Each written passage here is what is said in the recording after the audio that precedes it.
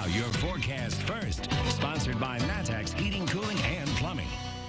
Well, good evening to you. A calm but still relatively warm Monday night. If you look to the satellite radar picture, we need some rain. We're going to get some tomorrow, hopefully, okay? We've got it in the forecast. I just don't know that everybody will be lucky enough to pick up on those rain showers, but here's to hoping. 70 in Champaign right now, 71 in Springfield. The humidity is still out there tonight, but there's a nice break from that coming soon. Out the door tomorrow, I'm going to start out again in the mild side with those upper 60s in the morning, quickly warming up again. We've got scattered storms to tell you about. We'll also talk about just how dry the month of August has been. That's coming up. WCIA3 News starts right now. Now from WCIA3 News. It's really empowering to see all these people out here. People continue to march and protest for change, but this time the Illini led the way. It kills thousands of people every year. How some are taking a stand against overdoses. Many events have gone online during the pandemic, but this one had a surprise visit from a presidential candidate. You're watching your local news leader. This is WCIA3 News at 10. The Fighting Illini are leading the way in the battle for justice at the University of Illinois. Good evening, I'm Jessica Coons. Hundreds took to the streets today for a Black Lives Matter march. Their voices joined thousands across the country calling for change. WCIA3's Jen Lask was there. She joins us live in the newsroom tonight. So Jen, how did this all come together? Jessica, football player Kendrick Green organized the march, putting out a call to action on social media. He brought together student athletes, staff, and community members. Justice! We're just saying we matter just as much as you guys, you know. And we deserve to be protected by the police just as much as you guys. A week after disturbing video showed a Kenosha, Wisconsin police officer shoot Jacob Blake in the back, paralyzing him, Kendrick Green and the Illini football team mobilized hundreds in the CU community. Hopefully, we have a bunch of different skin tones out here, different people who come from different backgrounds. And that's the goal of this all together, to unify. And that's exactly what Green got, as a diverse group marched from Grange Grove to the Champaign Police Department, where they kneeled in silence to honor victims of police brutality. Ellie Holzman says the volleyball team is passionate about pursuing change. It's really empowering to see all these people out here. You know, we're all coming together for the same cause, and we all come from the same place as student athletes, so to see us come together for this is just really special. Her teammate Riley Hinton says this isn't the end. I just hope they know that we're not going to stop talking about this until there's a change. I hope they know that we care a lot about it, and we're just going to keep fighting. And Green says they're already looking ahead, discussing election season with Coach Lovie Smith. All this protesting is cool, but if you're out here, are you voting? You should be voting. You know what I mean? That'll make a real difference. And Green says he took Coach Smith's message deeply to heart.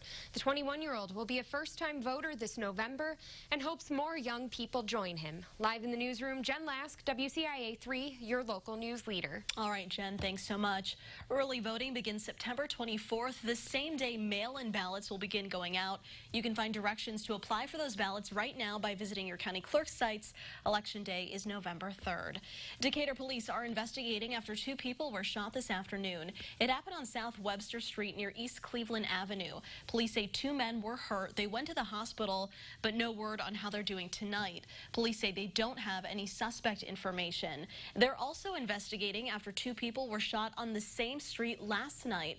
That time it was several blocks north near East Clay.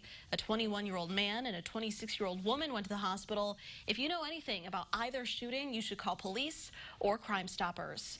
New for you tonight, Decatur city leaders are preparing to set the 2021 budget in the wake of COVID-19. They're predicting a revenue shortfall of at least $5 million by the end of this year, but have been able to cut spending by about $3 million. The city is looking at ways to cut costs next year. Leaders say they want to avoid raising taxes if possible. The direction from council in the past has been to avoid as much as possible, especially in the current economy, asking our citizens to pay for additional taxes. Now, staff members are looking at ways to cut costs for next year, including temporarily reducing funding to police and fire pensions. The budget draft should come out in October. Dozens of U of I students are being investigated for breaking COVID-19 rules. University officials say about 100 students are accused of violating quarantine orders or hosting large parties. 2 students and 1 fraternity, Pi Kappa Phi, face punishment. Both Champaign and Urbana have issued emergency orders trying to fight the spread of coronavirus. Partygoers and hosts who don't follow social distancing rules can be fined up to $750 a day.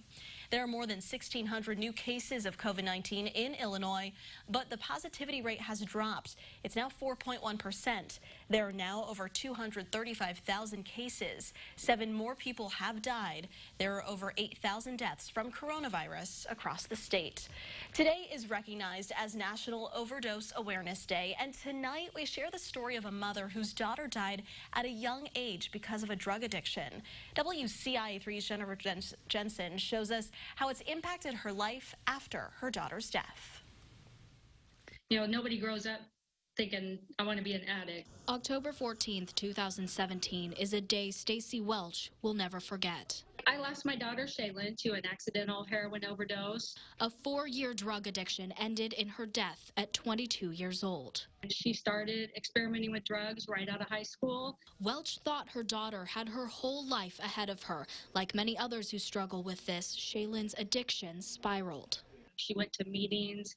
She did everything she could to try to get clean, but she just couldn't do it. The CDC recognized opioid abuse as a national epidemic. In the U.S., 128 people die every day from overdoses. Welch watched her daughter battle her addiction and didn't know what to do to help her. You never think it's going to happen to your kid. I said that. I was guilty of that. That's why she shares her daughter's story, so people can understand the pain and hopefully be more aware of how they can help support others who are struggling through addiction. Overdose Awareness Day is a day that we can come out and say, you know, we loved the person that passed away. We are struggling. We have struggled through the whole thing, but don't judge us for that. Let go of the stigma, let go of, you know, the judgment, and have compassion for the people that are going through these situations. Reporting, I'm Jennifer Jensen, WCIA3, your local news leader. In 2018, there were more than 67,000 drug overdose deaths in the U.S. There are resources here in central Illinois for people going through drug addiction. Some of those include health departments and Rosecrans substance abuse and mental health treatment. We have links to those resources on WCIA.com. Joe Biden made a surprise appearance at a virtual rally with Illinois Democrats tonight. The annual Democratic County Chair Association brunch usually draws a big crowd during the state fair, but the coronavirus moved this year's event online. Our Capitol Bureau Chief Mark Maxwell reports from Springfield. With Election Day 63 days away, Illinois Democrats rallied online around Joe Biden and took swings at President Trump. We'll have a better chance of getting the health of our nation back when we get rid of the other virus that has infected our country, Donald Trump. And his party. They do not have a vision. They have a personality cult based in greed. Democratic County Chair Christina Zahorik cautioned Democrats not to get too excited or complacent with polls showing Biden with an early lead. We all know what happened last time. No matter what that xenophobic, sexist, homophobic racist in the White House says, or what mayhem he causes, we're going to have our election on November 3rd, and we'll vote him out of office. Tuesday, President Trump plans to visit Kenosha, Wisconsin, the scene of violent protests where one of his supporters shot and killed 2 people in an altercation. He was trying to get away from them, I guess, it looks like, and he fell, and then they very violently attacked him. You may believe mouthing the words law and order makes him strong, but his failure to call on his own supporters to stop acting as an armed militia in this country shows how weak he is. At Monday night's event, Senator Tammy Duckworth said a country plagued with several crises at once needs a new tone from a new leader in the Oval Office. Who will actually focus on, instead of ignoring the real problems facing our country, like racial injustice and excessive police force. Top Illinois Democrats promoted the graduated income tax on the ballot this November, and they hammered President Trump for how he's handled the coronavirus and the economy. Some Democrats also mentioned police brutality and systemic racism, while Vice President Joe Biden did condemn rioting and looting in remarks earlier on Monday. None of the speakers at the brunch event even mentioned any of the violent protests that President Trump has so often highlighted as evidence that Democrats are too soft on crime. Conspicuously missing from the big festivities, House Speaker and Democratic Party Chairman Mike Madigan, nowhere to be seen.